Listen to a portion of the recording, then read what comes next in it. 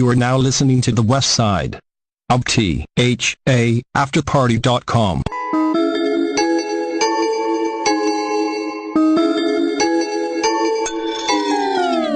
Yo, yo, yo, it's your boy Sneaky from R&R, recognition and respect. Tune in every Monday from 8 to 9 to catch up with me and my adventures and hear from my guests ranging from artists to entrepreneurs and much, much more. Catch us every Monday of the week on the west side of the after party. See you at the party, y'all.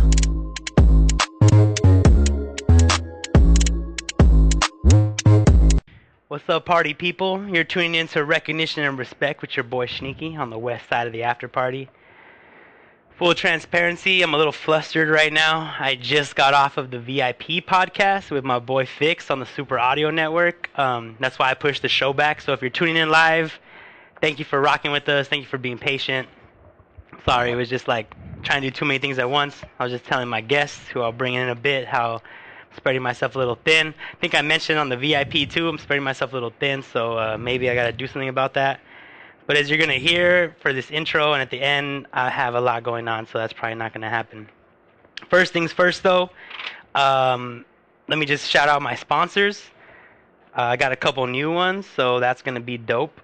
First off, Dewdrop Delights, of course. They've been super helpful, providing me products. I don't have to buy edibles, helping me conserve my weed. They're an edible company, but they're really known for their Wake and Bake bar, which is a THC-infused breakfast bar with oats, nuts, dried fruit, and chocolate. Great in the morning with coffee or tea. Perfect for an on-the-go snack and pick-me-up. Comes in 4 awesome flavors. And yeah, dude, the first day I met them, super dope energy. I really appreciated everything they were doing. We connected. It was dope. My second sponsor, Midnight Motives. It's my brother's band. They currently have an album out on iTunes and Spotify. They're called Visions. So just listen, stream, share. Hopefully you dig it. I really like them. They back me up when I do my hip-hop stuff. We actually started off together. They have an episode, so if you want to go back and listen and hear all about it, episode 24. And finally, not the last one, but NightFlare Company, a film, music production, and booking company. Services include work with the film crew, Napalm Mucky Productions, and Flying Chimp Studios. Spoiler alert, that's our guest today. Live sound and recording by JQ, studio recording and producer Frankie Valentine. I help out with marketing and promotional. I also book shows. We rock shows with Alternative Shows LA, Demise from the Blue Line District, and other folks. So if you're trying to book shows or create content or just want to team up with like-minded individuals, reach out to us. Always trying to work, always trying to do new stuff. My new sponsor is actually Tony Grands. And I mentioned him last time, and I played his song at the top of the show, and that's going to be like a reoccurring thing. And I'm currently looking for his copy that he sent me, because I'm super not professional today, so sorry that I'm off my game. But I was promoting the podcast and just bullshitting with a good friend of mine, so it's totally worth it. I'm glad Brittany was able to be accommodating and push the show back. Super appreciate it. But anyway, the song at the top of the show was by Tony Grands, and here's his little copy. Following his debut EP Headshot, available everywhere hip-hop is sold or streamed, LA's own Tony Grands is back with his second project, Potholes and Palm Trees. It's only 6 songs and comes in a little under 21 minutes. This means he gets right to business without a lot of filler and time wasting. Every rapper should be so astute. Produced entirely by Helsing Beats, a production team from Indonesia, the album has a unique tone and original vibration to it. If you enjoy hip-hop that doesn't sound like it rolled off the factory line 10 minutes ago, give Potholes and Palm Trees a spin. Or 3. That's my boy Tony Grands. We actually did an episode together as well. So if you want to go back and check out that archive and hear all about him, that show got deep. Talked about his alcoholism and how he almost died and super crazy shit. Spoiler alert. But without further ado, I'd like to introduce my guest, Abraham? Abe, Abraham? Yeah. Why don't we just call you Flying Chimp Studios? Yeah, How about that? Yeah, there you go. So why don't we start off this podcast, how I start off all the other ones, and you tell us your name and what you do who you are, what you do. Be as metaphorical or as literal as you want to get, and we'll just kick it off from there. All right. So, some of you probably already know I do film, and I work with the NightFlare, and I also work with SHNEAKY from time to time. Started mainly with drones. Oh, by the way, Abraham, that's my name. For those that don't know, just know me as Flying Chimp. Abraham, I'm not really picky on the nicknames. Okay, cool. AB, just whatever comes to your mind. AB? Oh, really? yeah, it's just all kinds of, strange incarnations of my name. It's funny because I have a homie named Abraham, and for a second we're calling him Abe. Yeah. Same thing, AB, right? Yeah, I got part of the family calling me that. Ave with a... So it's just... Oh, the B de vaca? Yeah, B de vaca, exactly, is what it is. And, kind of to keep it simple, it's just, started with drone footage. Started about 2.5 years ago. Okay. Drone footage immediately turned into, doing filmography. I realized that my drone could be rigged into a actual video camera for a change. So wait, you didn't have a video camera on the drone before? No. You were just flying drones just for the thrill of flying drones. Was there a screen on it that you could see, or it was just like you were watching the piece fly and that was... So I was actually racing drones. Oh. Put the goggles on and... Míralo. Muy chingón, huh? And it was just, I know, right? It was just a hobby, though, just a simple hobby. You had goggles? Like some on. VR type shit? Or VR what? type, yeah. You could look it up. If you guys hashtag Fat Shark, and you'll get everything about racing, drone racing there. Just Fat Shark goggles and everything's going to pop up. And I'm sure you've seen a few... I would say a few pictures, a few videos on that. Yeah, soaring through the mountains and stuff like that. It's basically how it all started. A coworker of mine sold me his DJI drone, which is more for cinematography and all that good stuff. He sold it to me, and then it just kind of started from there, And I would rig that drone and just be a regular camera. I had handles on it and everything. So you had a drone that had a camera built into it, and you turned it into a handheld, basically. Yeah, a handheld. I did that for a few months. Were you doing film and videography before this, or was the video part of it all new? I would say the video part, mainly the video editing, was kind of fairly new. I've done it before from time to time with when I used to race drones. I used to put compile videos together. Because the drone was recording what you were seeing in the goggles. Yeah. So technically you were already recording footage, and you were editing these videos for what? YouTube? Or was it a mixture of YouTube, educational, just to see what I was doing wrong. Yeah, kind of like what the replays that teams see when they're whose fault was it, or what can we do better? You were racing, so this is like game footage almost. Yeah, like game footage. Basically, looking at game footage, you're seeing which turn you did wrong, what speed you're supposed to take the turn, and I was editing that, and then it turned into putting a few of these videos on YouTube, Vimeo too. And it just kind of went from one thing to another. I used to race at work during my lunch also. Wait, what? Yeah. Yeah, so I worked in the medical field for the last 12 years. So being in a medical plaza, working at a medical plaza, and I guess having people see me. What were you doing in the medical plaza? Like medical field first? What was your... X-ray tech. All right, so while you weren't X-ray teching, you were racing drones in the parking lot. Got you. Okay, thank you. That's what your X-ray techs are doing when they're on their lunch. They're racing drones in the parking lot. All right, some of them. Let's fast forward. All right. 2 years later, of trial and error. I'm guessing at some point you upgraded your gear and actually bought film stuff, right? Yeah, an actual camera, which was about a year ago. That's when I finally got my, being familiar with the similar product that the drone was made, DJI. I kind of merged into just getting me a DJI camera since I'm familiar. I could use tablet for both the drone and the camera, so it's kind of like modular. You could say. Right. Just easy to move around, transfer. It's like that was you were already in that niche, that brand. You're already down. Like I have an Apple Watch and my phone and my computer, it's all Apple, it all connects, right? So you're just using the same thing you were used to. Yeah, and then not all X-ray techs make a lot of money, so it took me a lot of hard work getting that camera. Okay, so you're just throw that out there. Just so you know. I don't want people to think that you're a baller ass fucking medical. You got all these guy. toys and stuff like that. It was hard work getting all this stuff, you know.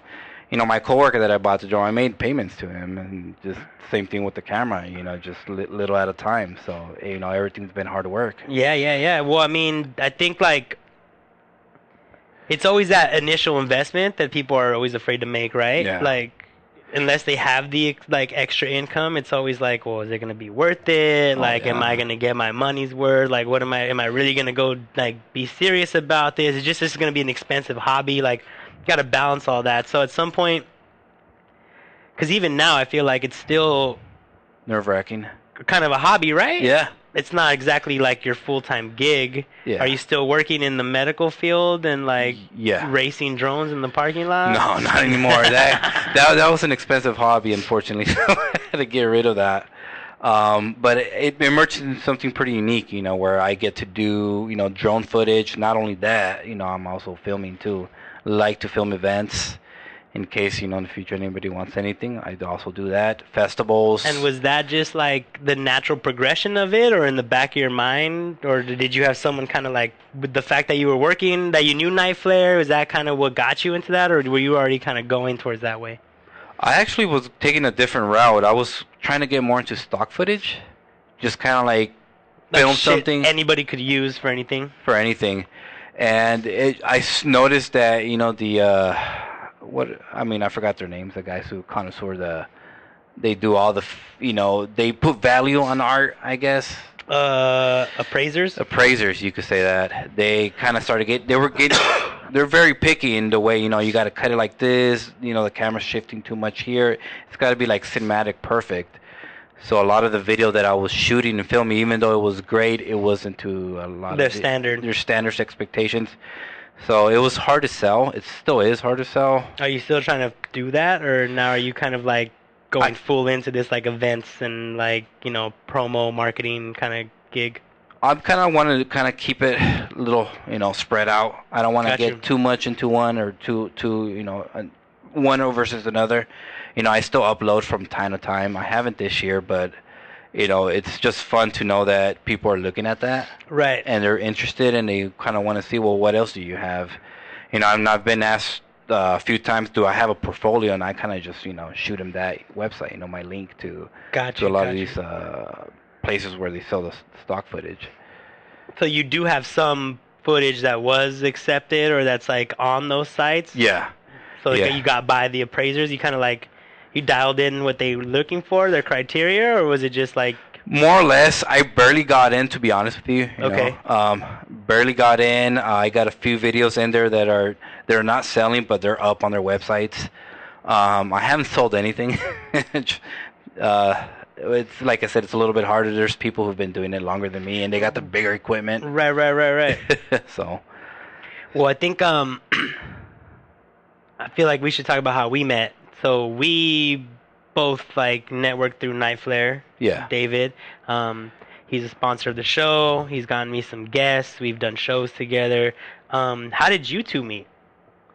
I met David through another friend of mine that I've known for many years, and I did side gigs with them. We used to make beats together. And JQ Sound, Joaquin, I met him through him, and they have a band named Sons of Eli. I don't know, I'm sure many of you have heard.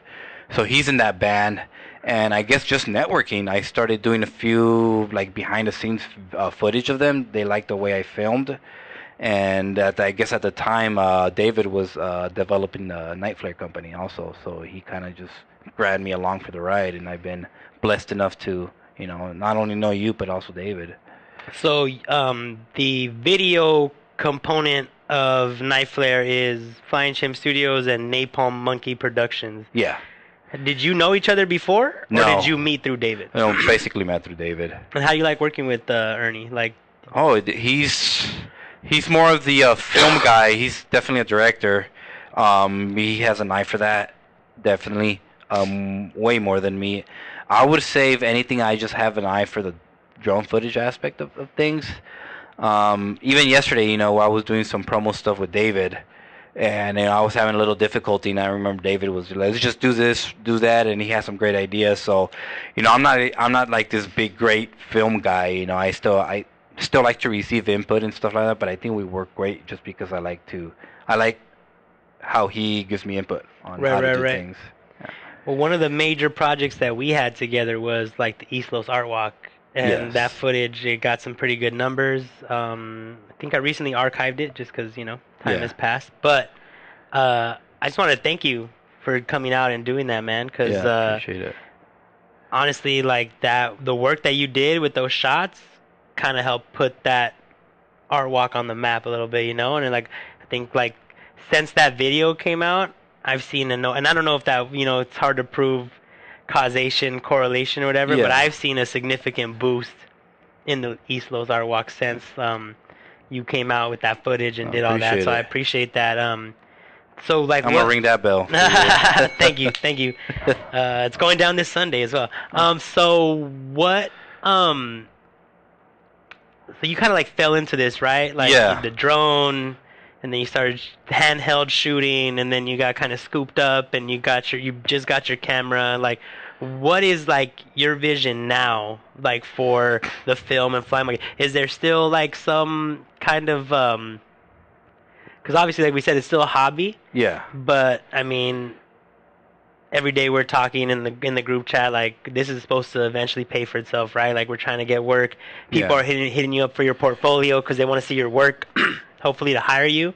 Yeah. So like, is there a vision or a goal for that? Like or is it right now you're just kind of going with the flow and doing the damn thing? I would honestly say I'm just kind of going with the flow and see where it takes me. I still don't want to put a vision on it just because I still don't know what direction I want to take with it. And I'm just kind of like just being all around. I'm just trying to stick my fingers in it and everything and anything I can. And that, I mean, I would say that's pretty much where I'm at right now. I mean, sometimes, I talk with David and we're talking about, hopefully, Netflix signs us on, stuff like that. I mean, that's wild talk right now at the moment, but I mean, who knows? Shh, we're not supposed to talk about that. That's supposed to be a secret, bro. Top secret. Yeah. Why you putting that out for all the people out there, bro? I was just a Netflix. That's this guy's fault. I'm just a Netflix. I mean, everybody wants to get picked up by Netflix, right? I mean, I guess. Yeah, that's a pretty like anybody who's making content, like who's make film. So I wonder, excuse me, because you fell into this and it's kind of a hobby and all that.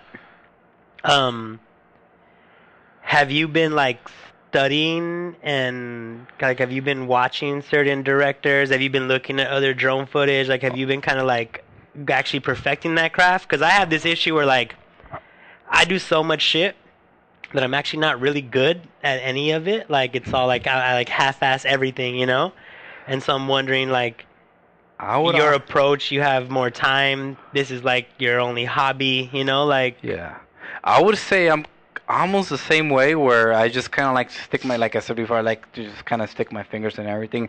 I'm not like Mr. Perfect at everything, but I kind of would say, I mean, you kind of coined it when you said half-ass approach. I'm pretty much kind of seen it like that up until recently where, yes, I finally, I've been following a few directors, see how they're doing their stuff, how they edit, and I, especially editing has been like my biggest obstacle right now.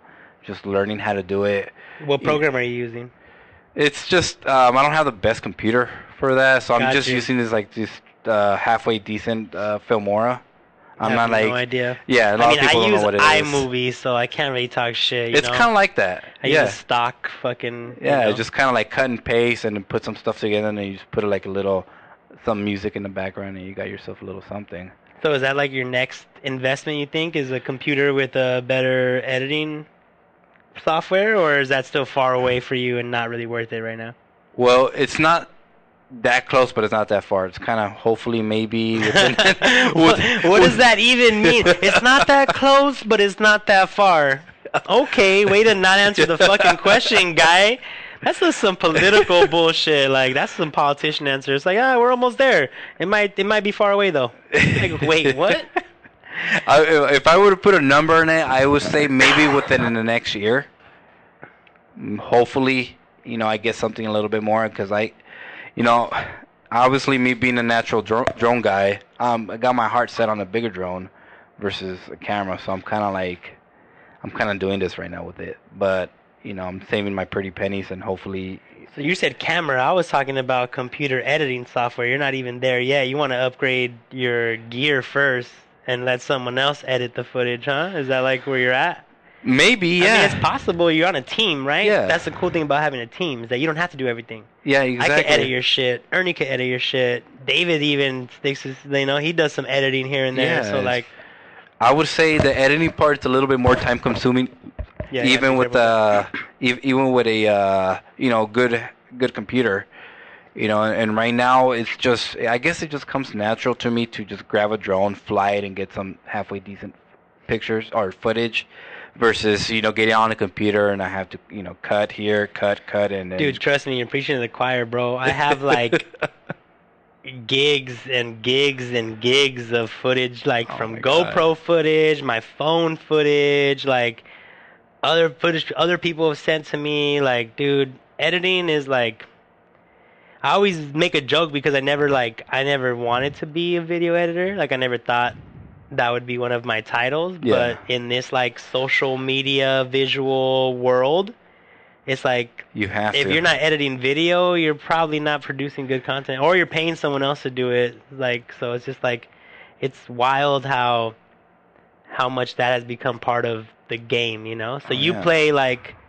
a super integral role, like in the game, because like you produce the content, right? Yeah. But the editing is like another crucial part. Well, just the other day, I was when I was at work, one of the patients was a kid, and he's on his phone, and I'm kind of reaching over his shoulder, and he's editing on his phone.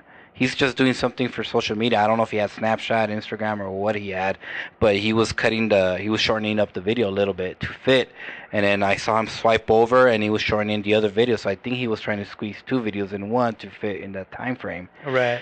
So I think, and especially this day and age, a lot of people are editing on their phones, on their tablets, computer, what have you. So, I mean, we're getting into that age where, screw TV. It's going to be all about personal content, and it's going to be all over social media. And I guess, this year is when I started realizing that, and I started noticing I got to get on the bandwagon with that. I feel that. Yeah, there's a lot of things that I'm realizing I got to start doing more of, or being more efficient with, or kind of going harder. Like, this podcast is one of them. Like, yeah.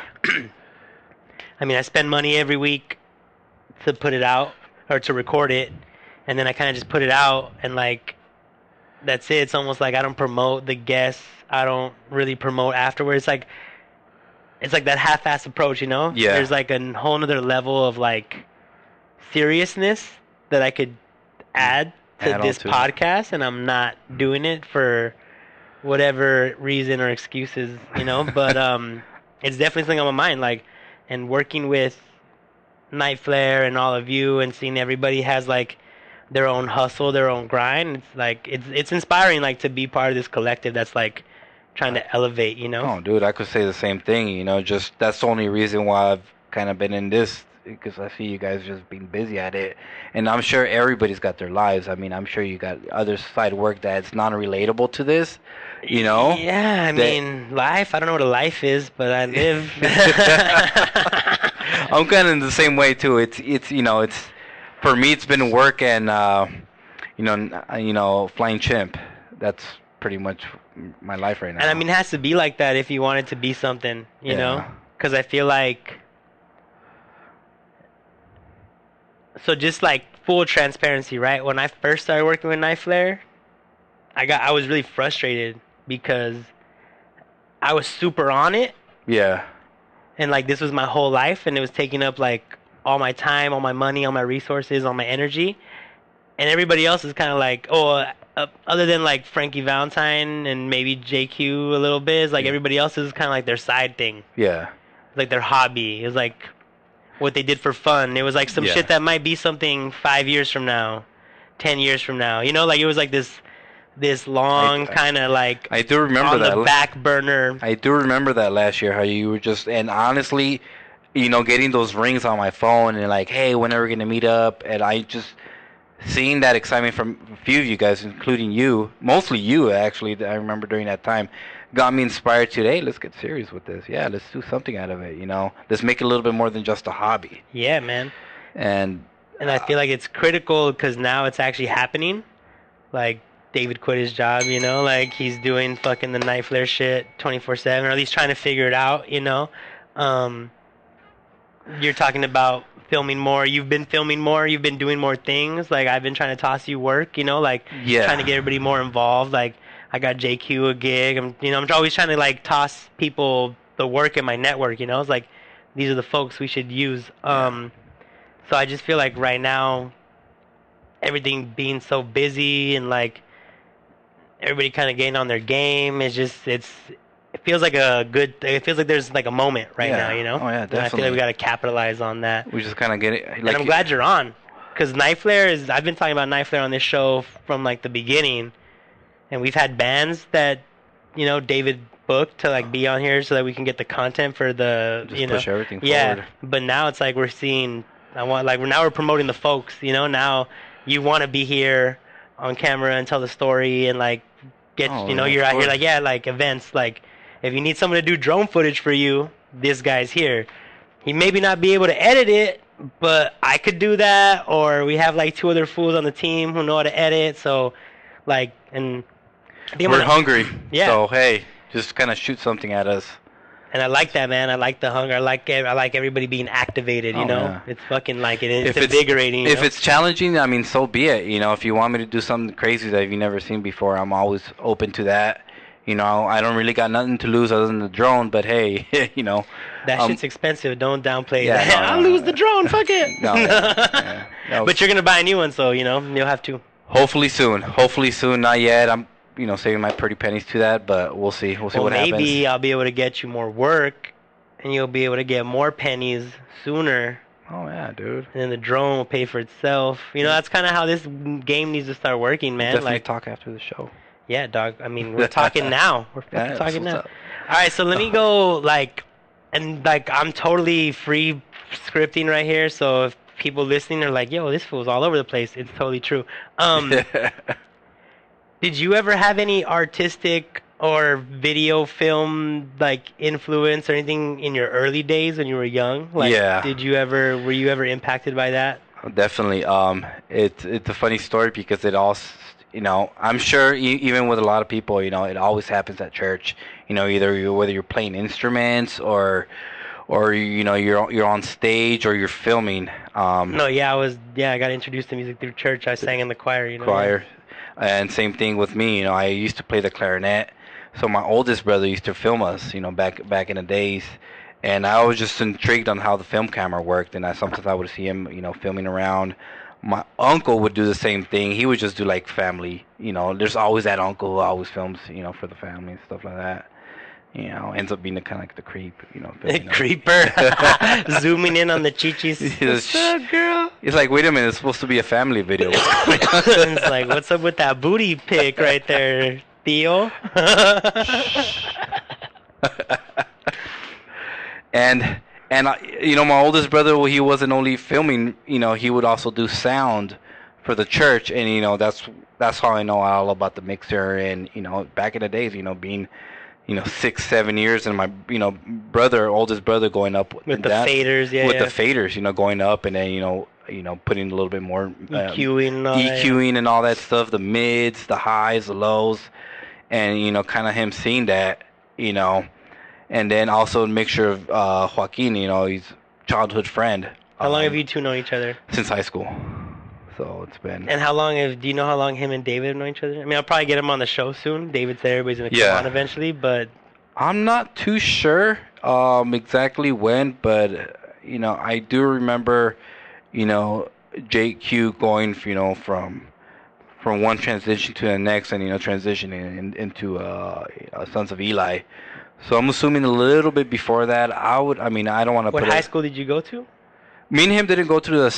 But what high school did you go to? I was actually raised up north, Modesto. Oh, I know where Modesto's at. So NorCal. I used to. Don't shoot me, please. No, we're anti-violence right here, man. We lost too many soldiers already. Oh man.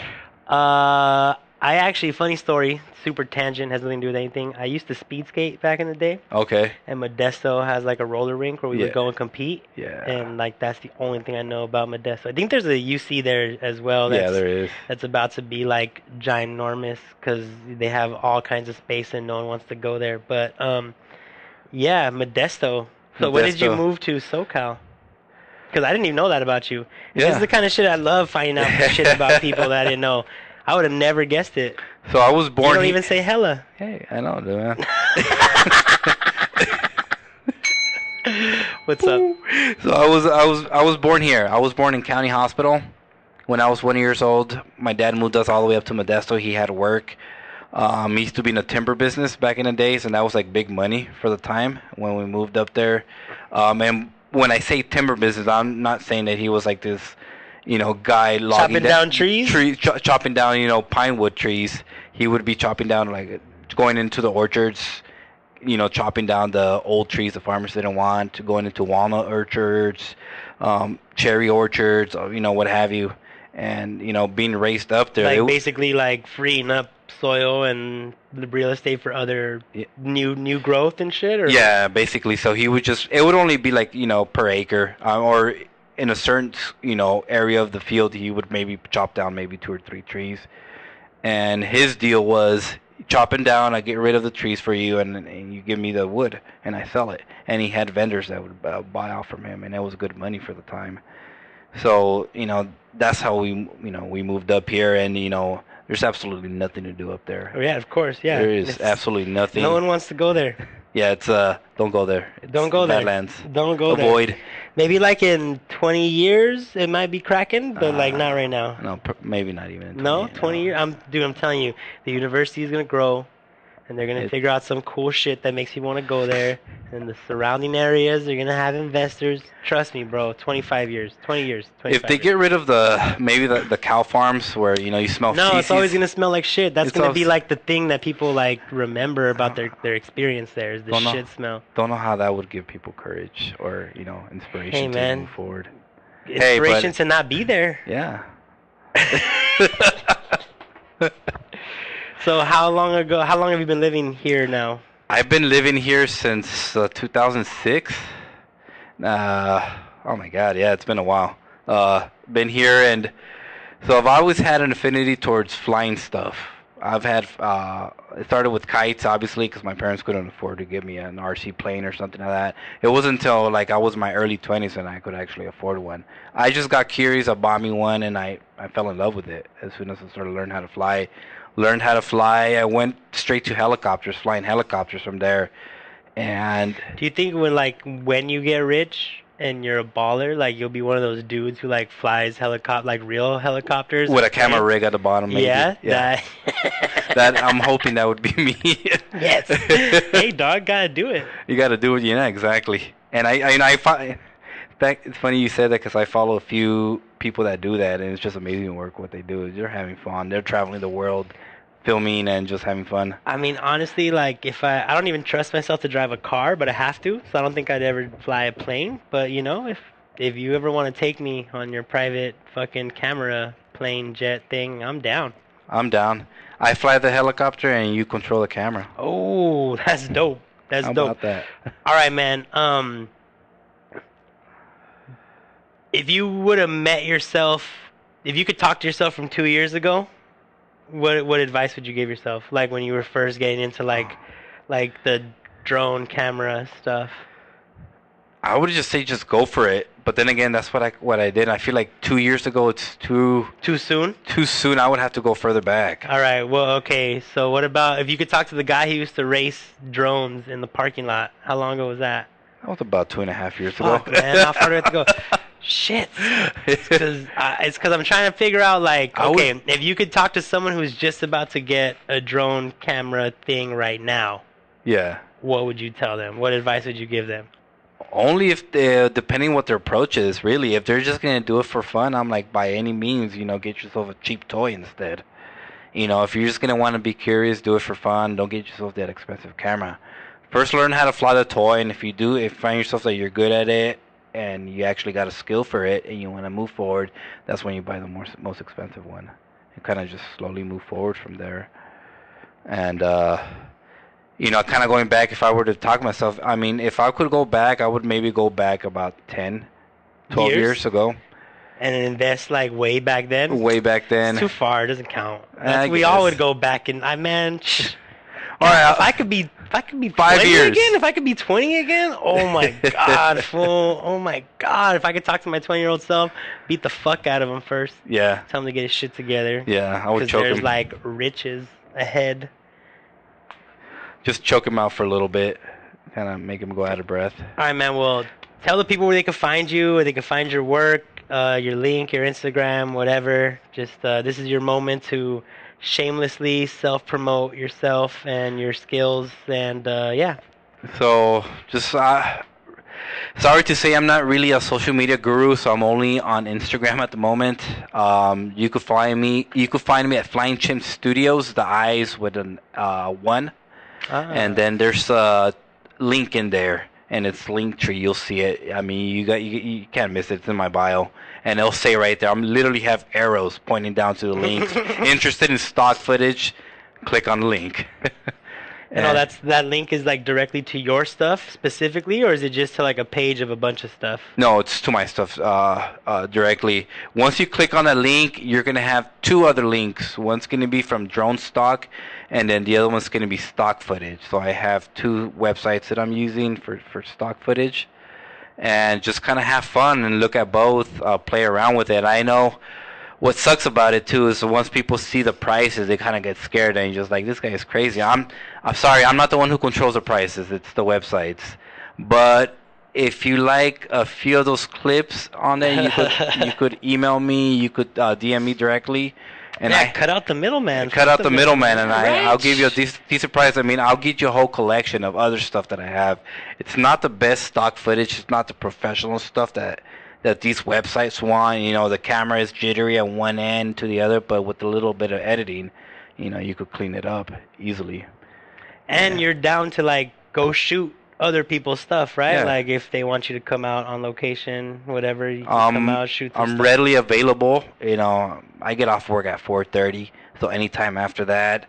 I don't work on the weekends, so I'm completely available on Saturday and Sunday as well. Just let me know a few days in advance, and we're gold. Cool. Not too complicated, with the whole money thing. I'm fairly cheap. I think I am. Most people will charge, arm and a half or something. Well, like that. I mean, let's be completely honest right now, right? Like, from this conversation, it's pretty honest to say you're new to this. Yeah. You're just trying to get you're trying to get experience. You're trying to get your toes wet. You're trying to like build the network. So you gotta charge. People get what they pay for, right? You gotta charge, and you gotta charge within what's reasonable for the amount of time and the amount of skills and what you can offer as a product. But I think within what's reasonable, I'm a little bit more cheaper than that. Even too. Within the reason, because you still have your own gear, you still show up, gas, all that, right? All that stuff. I mean, just at least pay for my gas, guys. I mean, damn, you hear that? Starving artist shit. Pay for my gas. That's all I need. Not even food. I'll pay for my own food. All right. Hey, you know what though? I'm telling you, I'm gonna either unarchive it or I might just post it fresh again as a promo for this weekend's art walk, your video, and I'll tag you. That way, anybody who's tuning in, now you know the guy. When you see the video, you'll see the work. I did the editing, but he did all the cool shots. So like. And I actually got a documentary that you gotta do some commentary on. I'm gonna be shooting to you hopefully by the end of this week. A documentary? A documentary. About what? About the art show that we did. What? No, that's not me. I'm gonna have to punt that to Quetzal because that's his baby. Or something. Yeah, somebody. Yeah. It's gonna be. Maybe we'll co-do it the same way we did the interviews on the news and shit. Yeah. He did a piece. I did a piece. It was actually from that same original footage that I kind of put together, and I just kind of put clips together. Just do whatever you want to do with it, man. Yeah, man, I appreciate that. Well, thank you for coming out. Thank you for the time change. I appreciate you being flexible. Oh, yeah. Brittany, thank you for being flexible. The VIP podcast on the Super Audio Network, check it out. They tried to get me drunk, dude. And luckily the homie Ganesha showed up and came in and helped me out. But I was about to be shit-faced right now. So good thing it didn't happen. Oh, man. Yeah, well, thank you. Appreciate it. I'm just going to do a little outro and talk about the upcoming events I have, because, like, this week is super, super packed. Have you seen my schedule for this week, Brittany? Some of it, right? Yeah, okay. I'm just going to pull it up on IG so that I don't fuck anything up, because they tried to get me drunk, and they almost succeeded, which means I'm a little buzzed right now. But Wednesday, April 10th, I'll be at Los Globos. It's like it's free before 9:30. I have a RSVP link. There's a Facebook event page. It's just a networking thing. We're trying to like come together with all the hip hop folks that do stuff and try to get everybody under one roof and like really expand our network. There's actually a bunch of names on the flyer that I don't know and I haven't met. So it's like, and as much as I do, like it's nice to like continue to meet new people. The homie who's throwing it, Dale, dope promoter, he actually has some Nipsey Hussle memorabilia from the Victory Lap campaign, because he's a promoter and he was actually like on that, like getting out, you know, he has a flag, some other stuff. So it's gonna be like, I don't want to be cheesy and say it's gonna be a memorial, but like, you know, we're gonna have a moment, you know, we're gonna do some hip hop shit. I'm gonna have a opening and closing set. And I'm expecting it to be a good time, Los Globos. And then I'm doing after hours with Party Dad, and that's some other shit. Then Thursday, I have my residency at Border X. And then after, I'll be at Mal's Bar for the Society with Club 636, a homie from back in the day, Babe Parade, and Dear Mama, the vegan homegirls that actually had homegirl on the show. So check that out. Thursday, we're going to be playing all kinds of stuff, live music, live painting, super dope. Friday, Speakeasy, my monthly event, La Clika Podcast Takeover. We're taking over all 3 rooms. I'm going to have Oceans in the bar room where Brittany rocked when it was raining. And then La Clika Podcast will actually be in the middle room where we usually have the photo booth. And they're going to have an open mic podcast. So if you want to come on and promote yourself or just like whatever, if you're interested in being a guest on a podcast, they're going to have an open available and it's going to get recorded and put on Spotify and YouTube and all the places where, you know, they post it, like 20 other sites. So open mic podcast, and then in the back patio, legit lineup, old school heads, freaking DJs. I think we're having a band or something. I don't even know because I didn't book, but I'm super excited because like going to be off the chain. The way the promo has been going, it's been getting reposted by random folks I don't even know. And when that social media game starts pumping, you know it's going to be a good night. And then I start my residency at Golden Road.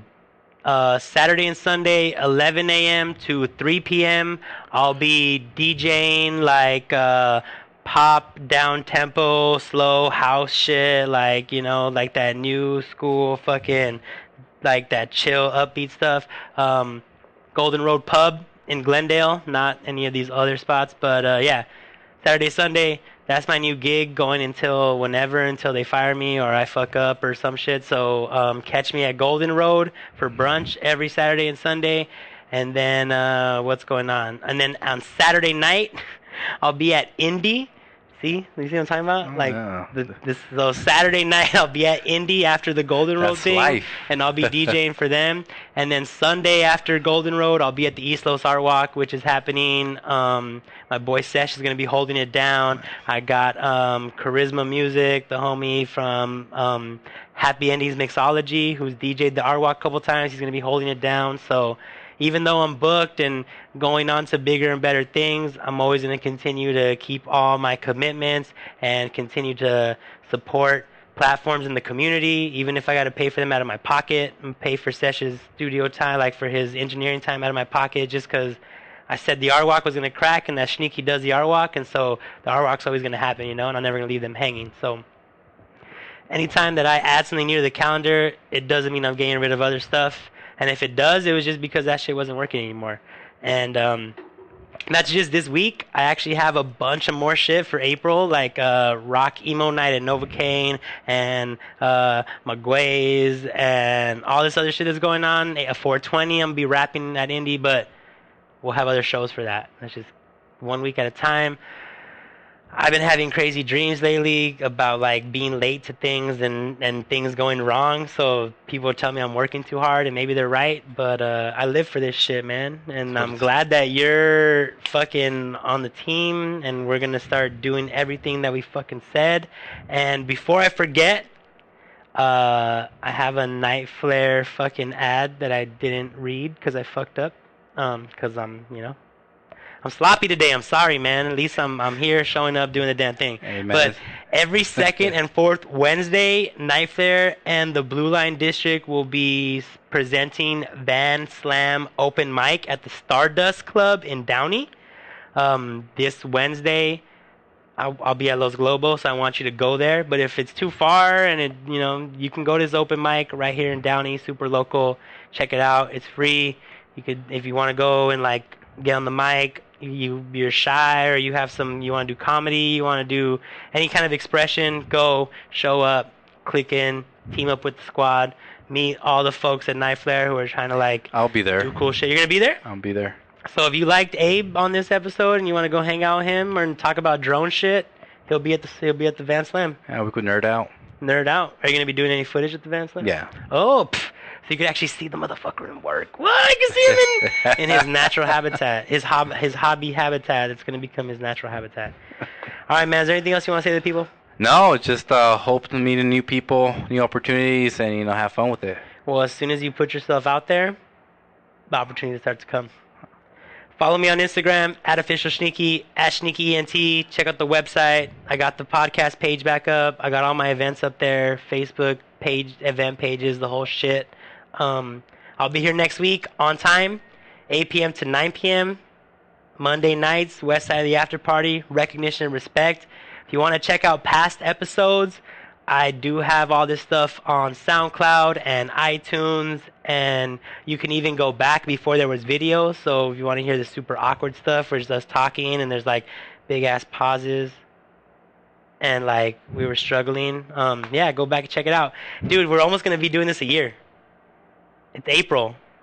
Yeah, that's wild. That's wild, right? That's good, wild. Man. It's dude, good. There's been some ups and downs. We almost didn't make it. Look, Brittany's giving me eye roll because we almost didn't make it. She knows. She knows. She's tough, man. You know what? It's hard to do something consistently every fucking week and make it dope and try to bring dope guests who are also dope on mic. Motherfuckers be canceling, showing up late. Like, sometimes you can't get the dope guests because they're so dope. They're booked already. Like, dog, it's hard. It's hard work. I mean, I make it look easy because... shit, I got skills, but it's just difficult, man, coming up and being loose and being yourself and fucking talking to people. Could be a little nerve-wracking. Were you nervous? A little bit. I still am. Yeah, I feel like you were like this, and then you got like this, and then I was like, all right, we're going to have a good conversation. Yeah, I was all over the place, though. Usually I'm like, I got fucking, look, I usually have like notes and questions and shit. Like I usually look, this is what my shows usually look like. No script, right? This is what my shows usually look like. See these pages of like shit? This is what my show looked like today. So hard work for these professional ass motherfuckers out here. All right, I'm gonna get out of here because Brittany needs to go home. And I love all of you. I appreciate the support. Everybody who texts me, messages me that they love the podcast, that they like what I'm doing, like that shit keeps me going, dude. Because some days I don't want to do this shit anymore. Like some days, like it's hard to do this shit and show up and be dope. And y'all keep me going, man. So let's keep these platforms cracking. I appreciate Tony Grands. Can we play his song again at the end? Yeah? Can I just say something real quick? Yeah, go for it. You know how you were saying that, like you're trying to get all these people that you want to get inspired by? Well, I would honestly say a lot of people are inspired by you. Hard work and dedication, you're gonna dude. Make me cry, fool. That's all I gotta say. Like me, I'm sure David, other people. I mean, dude, like honestly, I'm sick. I do this shit for myself. No, I'm just playing. I mean, you know what, dude? It's like I have access to things, and like I have a personality, and I have my own like character flaws that allow me to be good in this space. And if I could do what I do and have it do good to other people, then that's just like that's a win. That's like real success, It's a win-win. Because, I mean, I could go be doing other shit and have no impact. And I don't know if I'd feel like I was winning. I would say you got an impact. You probably don't believe it right now, but trust me. I mean, I hear it, dude. I just try to be humble, fake humble, you know? Because, I know I'm the shit. Like, it's cool, but at the same time, it's not about me all the time, you know? Today was about you, bro. Today was about you, man. No, dude, like, it's cool. When I first started off, I didn't think about it like that, you know? I started off for all the selfish, wrong reasons, and I got kicked in the ass by life a lot of times, you know? And, like, you got to realize that, like, one day you're going to be gone. And there's only going to be, people are just going to remember you. There'll only be a memory of you. Hey, who was that one guy? Yeah. And honestly, like, they're not going to remember you the way you really were. Exactly. They're going to remember you for however they do, you know? Yeah. So every day I try to think, like, how do I get people to remember me the way I actually am? And how do I get people, like, to have, like, positive memories of me so that when I come up in conversations, it's like, yeah. Yeah, dude. How do you leave a mark? That's what you want trying to do. That's what I'm trying to do. I listened to the Kevin Hart podcast with Joe Rogan. Oh, yeah. Dude.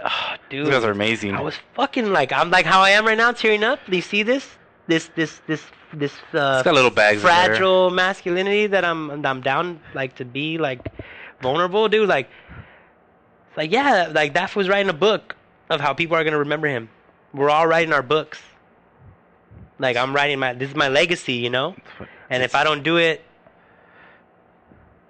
with that thought, like, that I want people to be impacted and to be felt, remembered, to be better, like. I love hearing stories about, like, oh, you helped me do this, you helped me do that. Like, if it wasn't for this, like, I've had so many people tell me, like, just call me up and be like, yo, I wouldn't be fucking dancing right now if you wouldn't have told me, like, all I said was, why the fuck aren't you doing it? And to that person, it was like, why the fuck am I not doing it? Like, dude, I hear shit like that all the time, and it's great. But, like, how do we do that systemically and institutionally? How does everybody get to do their own mark and leave their own impact, you know? How do we give everybody that platform? How to raise everybody up. So we're doing, man. So we're doing out here. Hopefully. Every fucking Monday night. So we're doing out here 8 to 9. So listen to my boy Tony Grand's new track off Palm Trees and Potholes. Go stream it. Go listen. Support your friends who are doing tight shit. Support local artists. Support each other, man. It's just us here at the end of the day. So I love you. I'll see you next week. Bye.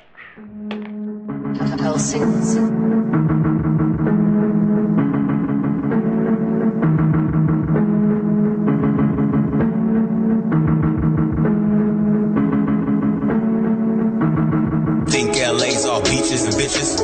Watch out for leeches and snitches. Out here it's all about increasing your riches. Gotta hold your spot down deep in the trenches. Got a homie name on the run right now. Wherever he's at, he got a gun right now. Teach important lessons to my sons right now. Back then, so we didn't have the funds right now. Having fun right now. Keep smiles to a minimal.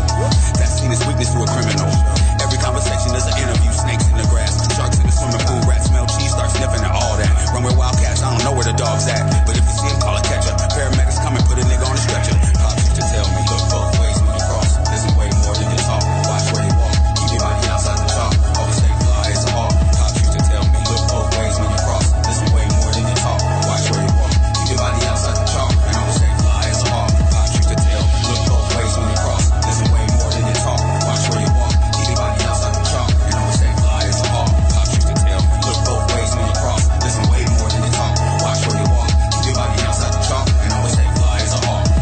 City move fast, gotta move slow. Watch your back, watch your front, where the boots go. In the trap, smoking blunts is too low. Niggas be deep down and they feel it's too low. No weapon formed against me, she'll ever prosper. Trying to win a Grammy, you deserve an Oscar. Acting like a real nigga, you just an imposter. Cook 'em like lobster, with a side of pasta. Go and tell your roster. Tony said fuck 'em, pull up at your casa. Acting all hostile, ask what's the problem. Top of head busting, to the white meat showing worth to Bernie Mac and Roberta Flack. You out doing me, never heard of that. Call this shit a courtesy, bro. I'm finna get your ass up out of here with urgency, yo. They wanna murder me though. Both ways when you cross. There's way more than you